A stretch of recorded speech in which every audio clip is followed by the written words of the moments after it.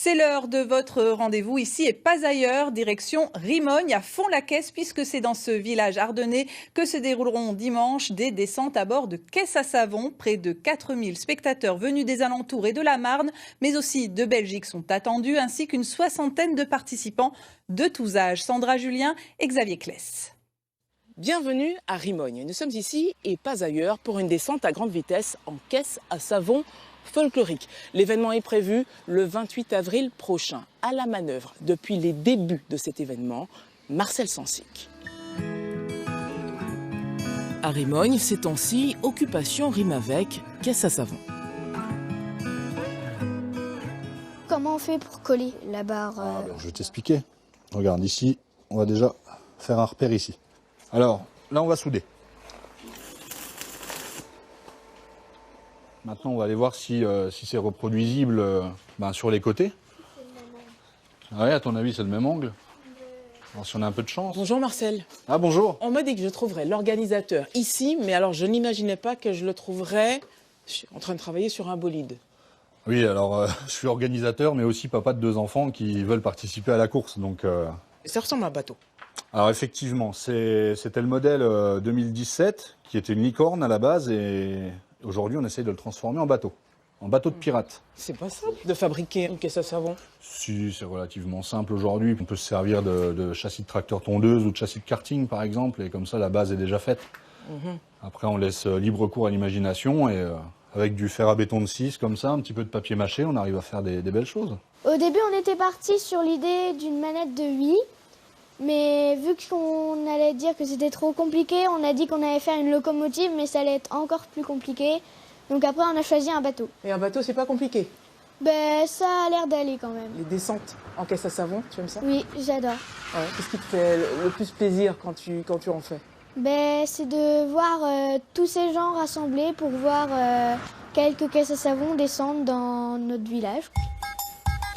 Après la voiture de rallye et le hot road, Nathan a misé cette année sur un symbole des années 80, la DeLorean.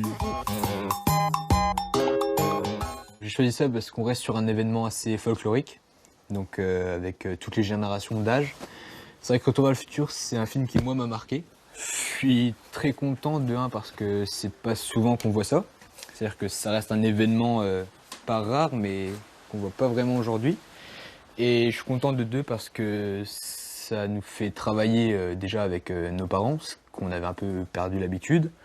Et aussi, ça nous permet de participer à des événements sportifs, mais pas trop non plus. C'est-à-dire qu'on reste dans un esprit enfantin, vraiment marrant. Et en même temps, voilà, il y a le petit aspect compétition qui est sur le côté. Et... Ah oui, il y a un peu d'adrénaline quand même. Voilà, quand même, oui. Ouais. Et Nathan n'est pas le seul à penser ça. À Rimogne, il n'y a que des convaincus. Le premier d'entre eux, Marcel. Il en a même fabriqué une à double commande. Effectivement, ma sœur étant handicapée, je pouvais pas la laisser sur le bord de la route, donc on a créé cette voiture là pour lui permettre à elle et au reste des membres de l'association Tralalaire de pouvoir piloter en toute sécurité. Devinez, on a voulu tester les hélices de l'hélico et le parcours. Michael, on est à quelle altitude ici à Rimogne? C'est le point le plus haut? Oui, c'est le point le plus haut, on est à 340 mètres. Waouh, et on va s'attaquer à un dénivelé de combien? Environ 80 mètres de dénivelé. Ouf! Au bout des 900 mètres de descente. On va pouvoir enchaîner les virages et c'est vous qui allez piloter. Ok, alors ça c'est la surprise du chef. Voilà, exactement. Ouais. Bien! J'ai pas peur, je contrôle la vitesse. Ah, c'est bien. Moi je contrôle le volant. Ça va prendre de la vitesse par la suite. Bon. Là, c'est un petit peu calme.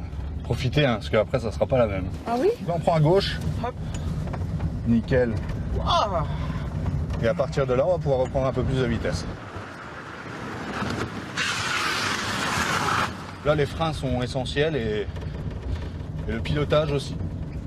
Ici, tous les ans, on assiste à de belles cabrioles. Donc, vous voyez, toute la particularité, c'est de bien prendre le virage ici et de garder suffisamment de vitesse pour terminer le parcours dans de bonnes conditions.